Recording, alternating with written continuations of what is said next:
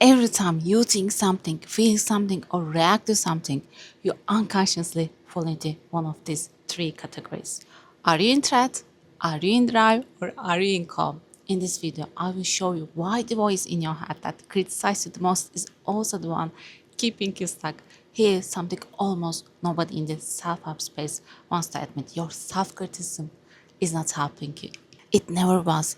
I know that sounds wrong. We have been told our whole lives that if we just push harder on ourselves, hold ourselves to a higher standard, stay a little more dissatisfied, we will finally become who we are supposed to be. It doesn't work like that, and there's actual science behind why. This isn't just a feel good idea I come up with. It comes from decades of research into how the human brain evolved from clinicians who have spent their careers studying shame, self-criticism, and why some people can bounce back from failure while others spiral into depression and never seem to climb out. And what they found breaks almost everything we assume about motivation, discipline, and how change actually happens. So today I'm gonna walk you through the three systems running your brain right now and the one shift that moves you from constantly fighting yourself to actually being on your own side.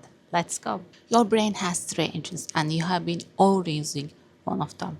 Your brain didn't design itself. Slowly, over millions of years, layered on top of it itself like sediment. And what it end up with is three separate systems, each with its own job, each older or younger than the others.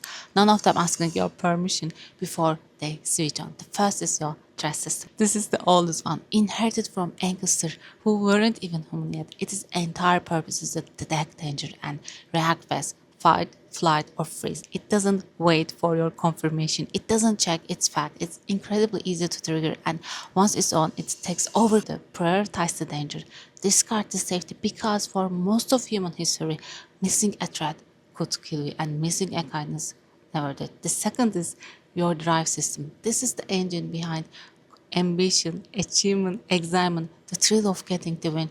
It's the rush of dopamine when you hit a goal, land the deal, get the applause. And in the modern world, this system is being stimulated constantly, almost violently. Every application, every ad, every algorithm is engineered to keep the system firing because a culture built on productivity and consumption needs you wanting more. Rest look like laziness, stillness looks like falling behind. The third system is the one of almost nobody talks about and is arguably the most important, your soothing system. This is an excitement. It's not a high and it doesn't come with fireworks. It's quite a subtle sense of being okay right now without needing to prove anything or produce anything or become anything different than what you already are. It runs a completely different part of your nervous system than the other two.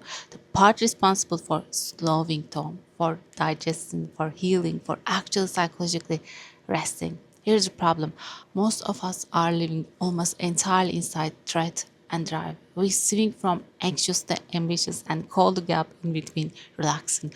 We are just switching from one high alert system to another slightly calmer high alert system, the system that could actually give us peace, the one built specifically for contentment, barely gets touched from one week to the next. So ask yourself honestly, when was the last time you felt content, not excited, not accomplished, not relieved because you finally finished something, just quite okay for no reason without having earned it? If you are struggling to remember, you are just underusing this system. Here's what it gets genuinely interesting because almost everyone makes the exact same mistake over and over without ever noticing the pattern.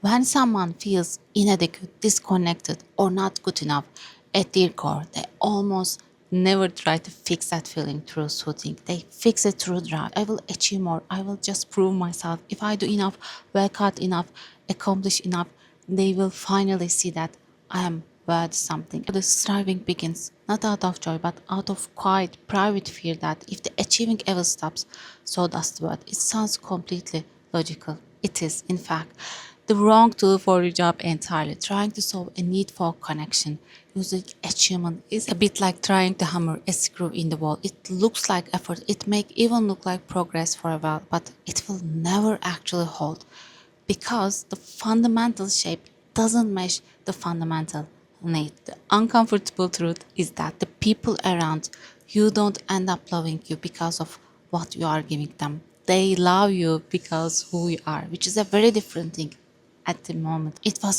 only ever outrun, and outrunning something forever is exhausting in a way that quietly weighs people down over years. This is exactly why so many high achievers cycle between periods of real success and sudden confusing collapse. They are not fake, and they are not faking their exhaustion. They are using precisely the wrong system to meet a need that was never about achievement to begin with. You cannot earn a feeling of worthiness. You can only outgrow it, and outgrowing in regards a completely different approach.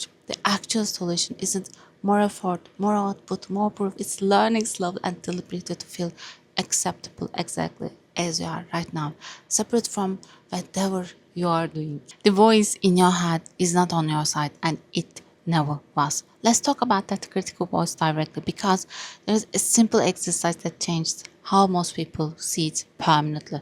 Picture your self criticism as something separate from you, standing just outside of you. Give it a shape, a face, a posture. Some people see an angry version of themselves pointing a finger, others see a parent, a teacher, someone from years ago.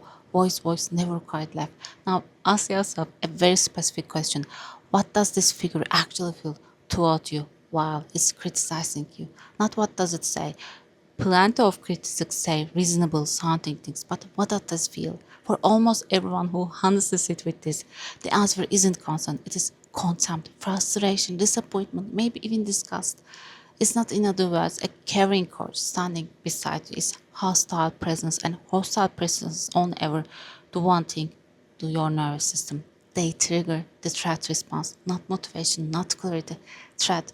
Now ask the harder follow-up question. Does this voice actually want to see you succeed? Would it be there to catch you if you genuinely fell apart? Or does it only ever show up to punish you the moment you stumble and disappear the second you are doing fine? It has only ever made them feel smaller, and then clearly convinced them that feeling smaller was somehow necessary for your growth. Shame makes you hide, guilt makes you grow. They are not the same thing. This single distinction can quietly change how you relate to every mistake you have ever made or will ever make. Shame is self focused. It sounds like I did something bad, therefore I'm bad. It's not really about the action anymore. It's about your worth as a person. Shame makes you want to disappear, shrink, hide the parts of yourself you have decided are broken or unlovable. Shame closes you down and keeps you close.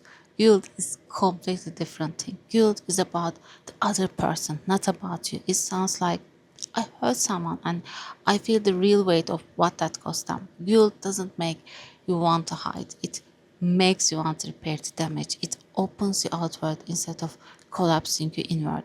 Here's why this is matters so much in practice. Shame keeps you stuck in isolation, and self-protection spinning the same loop of feeling worthless without ever moving toward anyone. Guilt moves you toward connection and repair, toward actually fixing what went wrong. One collapses you, the other builds trust.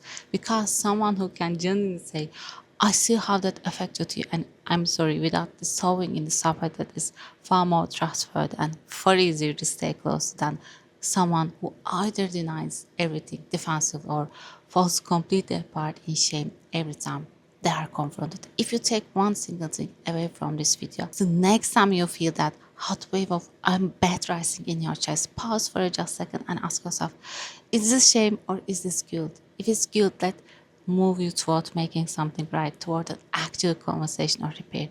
If it's shame, recognize it for exactly what it is. Your threat system firing, not an accurate verdict on who you are as a person. The practice that actually wields self-compassion. Before we go further, I want to be clear about something, because this is where people usually get nervous.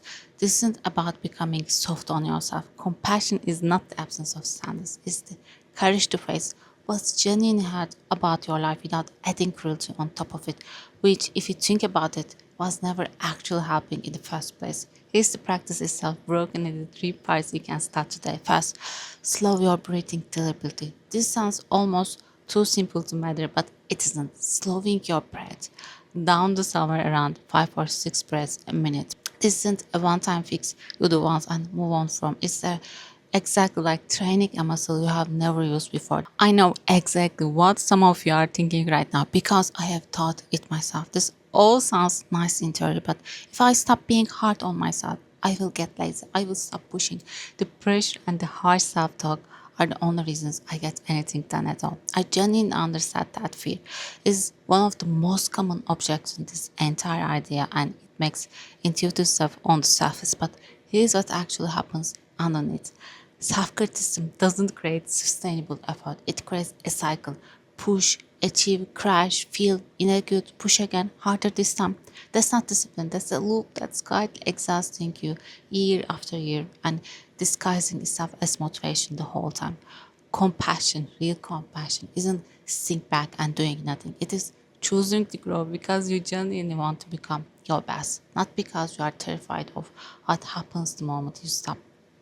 One of these is sustainable for a lifetime. Here's a thread running through everything we have covered today.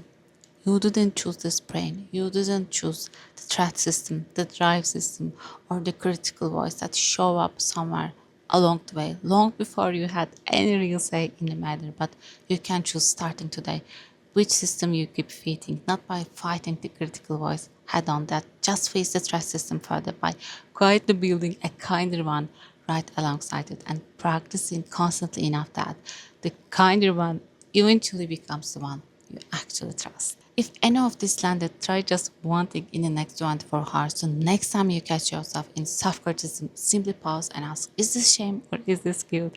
That one question alone is enough to start shifting things. Thank you for listening. I love you.